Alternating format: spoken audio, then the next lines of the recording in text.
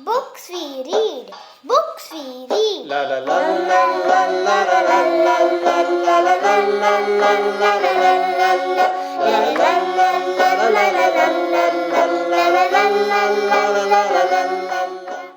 Hey guys, welcome to Between the Pages. Today we're joined by Harshad, a seasoned individual with a wealth of experience, including being a principal for 4 years. Our focus today is his intriguing choice of literature, Totto-chan, a book that delves into the realm of education. Let's welcome Harshad. Hello Harshad, welcome to Between the Pages. How are you? I'm good. Thank you, Anna, for inviting me to your show, and uh, I'm good. Okay, so can you please introduce yourself? So, I'm a pharmacy graduate, and I have been working with children from past 15 years, from 2010. Currently, I'm working with Swada World of School. I have done Teach for India Fellowship, Jagriti Yatra. From last 6 years, I've been working with children who fail in their normal academics. Also, I've been a principal of a school called Priyadarshini School in Bosri for 4 years. I'm also associated with a program called Udayan Shalini Fellowship, wherein we give scholarships to girls from 11 to graduation. And I also have co-founded a company called Project Nomad, wherein we make documentary films and education related to education. So we document the people who do alternative work in education and health. Besides that, we also run a startup called Color Bugs, wherein we work on making eco-friendly Ganesh idols and eco-friendly products. That Yeah, all so sounds really interesting. yeah. How do you manage to do all of this stuff? So all the stuff that I do is mostly because of my team that I work with. So, doing a full time job and managing all these things is possible only because of my team, my family members. So my students have joined as a team now, and we are building startups. So the idea is that we build at least 100 students on their own who will start earning at a young age by working part time and continue their education, because the children whom I taught during my Teach for India fellowships, they were in 5th and 6th grade that time, and now they're into their 12th, and to fund their education we are doing a lot of things wherein they earn and learn. That's awesome. So, what book are you here with today? I am here with a book named Totto-chan, and Totto-chan was a book written in Japan in 1940s during the Second World War times. All right. So, what is basically the book about?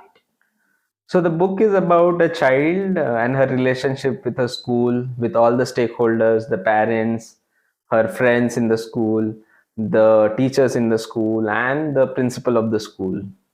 Okay, so since you mentioned that it is set in Japan in the 1940s, Right. how does it show the cultural aspect of Japan at that time? So it shows a lot of. There are chapters in where the children go to the hospital, visit the hospital. There are chapters about the food they eat. So particularly talking about in the school in which Toto-chan went uh, in Tomio, it was a railroad school wherein the school was in rail boxes, and it was a very different type of a school wherein on the first day itself the principal spoke to her for 3 and 4 hours to understand everything, how she is coming from, because she was expelled from another school. And then there was a kind of a norm in the school that they have to eat something from earth and something from sea. So Japan being an island countries, and a lot of island and water surrounding it, the norm in the school was that they have to get into tiffin something that is of from the sea and from the earth. Oh, that's sweet. Yeah. Okay, so how did you come across this book? So I came across this book. We were making the Neelbagh film. Neelbagh was a school founded by David Hosberg, and we met Arvind Gupta, Padma Shri Arvind Gupta. He is also known as the toy maker of India, and this book is available on his website. He has documented thousands of books which are there free of cost on his websites related to education.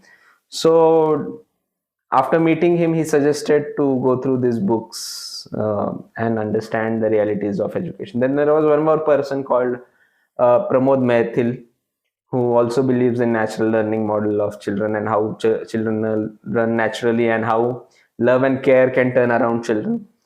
So Pramod Mehtil also suggested me to go through this book. I see. And who was your favorite character in the book? So my favorite characters are Totto-chan herself and the principal of the school in the book.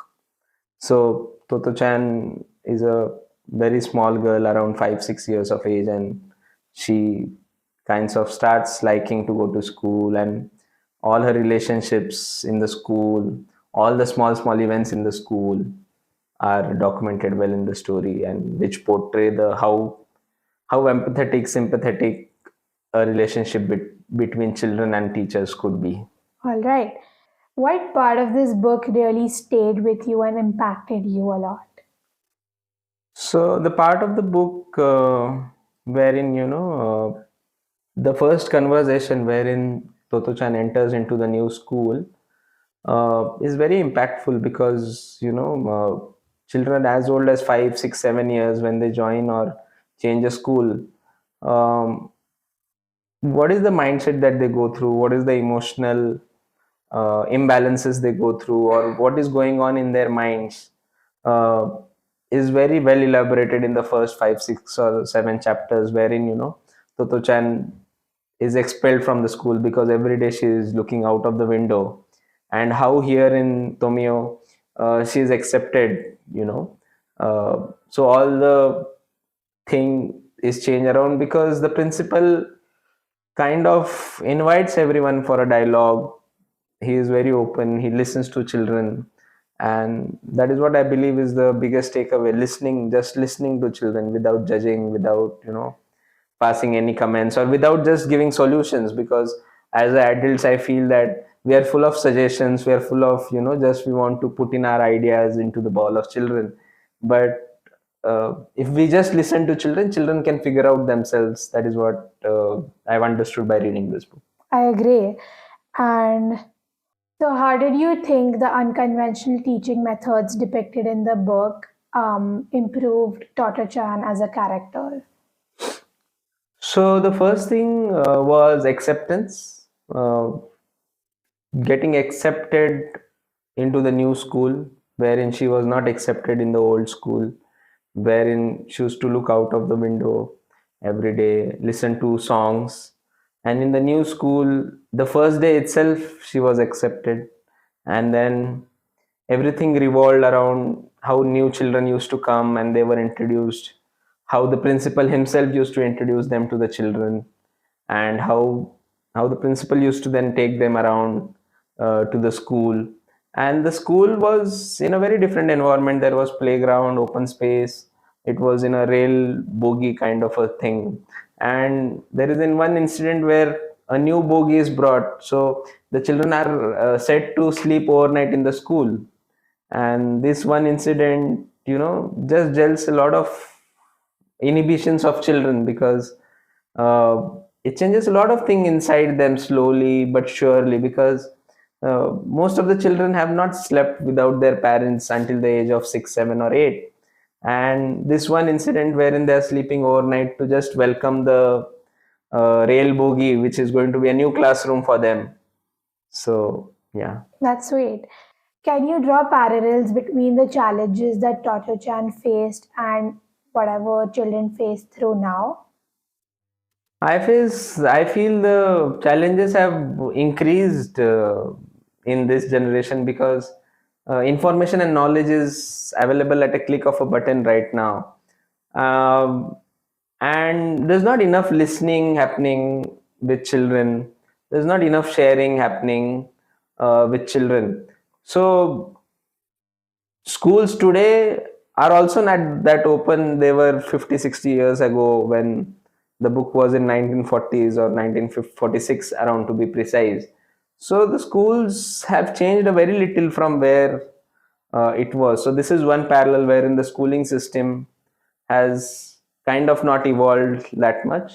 The other parallel is also the parents. The parents, want to give the best education to children, uh, but it is mostly what they want to give and not what the child wants or what are the needs of the child. So this one parallel also remains constant. And the third thing is just listening, just being with the child with any judgments. Okay. Do you Go see ahead. any parallels between the book's educational philosophy and modern educational trends? Yes, so the book, simply through storytelling brings in a lot of aspects of children. Like a simple thing about the food. One thing in your tiffin every day should be a plant-based and a sea-based. So which takes care a lot of nutritional needs of the children, indirectly. And right now we are talking about healthy eating, not eating junk food in the 21st century, but we know that in olden times our diet was full of nutrition, and that's what is one cultural aspect that comes in this book. The other cultural aspect was about the world war, wherein injured soldiers were being looked after by children as old as 6 and 7 years, where they visited, they narrated stories in the hospital, they sang songs with them. So this whole idea of community living, wherein the school is not only a school just in its place, but it is whole village, and also this proverb of an African proverb by Ubuntu tribe says that it takes a village to raise up a child. So this book, brings marvelous stories uh, about the cultural aspects at prevalent at that time, and the parallels somewhat are same now. The society is getting more disconnected because we are more into the virtual world. So if we can just have more humanness in our conversations, yeah. I see. And would you recommend this book to others? Yes, I would recommend this book to teachers, school principals, children, everyone, because this book became an instant bestseller in Japan. It is reprinted in many of Indian languages also, and it is available free of cost in on Arvind Gupta's website. Okay. So we're done with the questions. We have a ritual in this podcast where every guest writes a question for the next guest. So, Okay. so I have a question for you from Isha. She's asking, what is a book you would recommend or suggest to your younger self? To my younger self. So younger self, like what age do you think? Below 14. So Diary of a Wimpy Kid. Maybe I would want to uh, read that book because we at times just don't realize what the needs of the child are, because attention span of children is hardly of 10-15 minutes, and for them to sit in one class of 45 minutes and then 6 subjects learning in a day at times takes a toll on their body. And sometimes then they start fidgeting with things, they start looking out, they start seeing that how they can spend the time. And even if I could recollect, I don't remember the content of the school 100% what I learned, but I remembered a lot of incidences wherein we were caught by the teachers, getting that punishment together, or having fun together, celebrating some events together, decorating the school together, decorating the classrooms together, on a new year, smelling the smell of the new books, awaiting which new teachers will join us this year. And these all things are more holistically remembered rather than the contents of 10 or 12 years of schooling. All right. So it's your turn to write a question for the next guest. Yeah. Thank you so much. Yeah, welcome. And is there any question you would like to ask me? Yeah, so I would wish you all the best. And the one question is, see, you have started recording podcast for quite some time now, and I really don't know where this will go and how far it will go, but definitely it will move somewhere. So, what is your intention of this podcast? I think I just do it.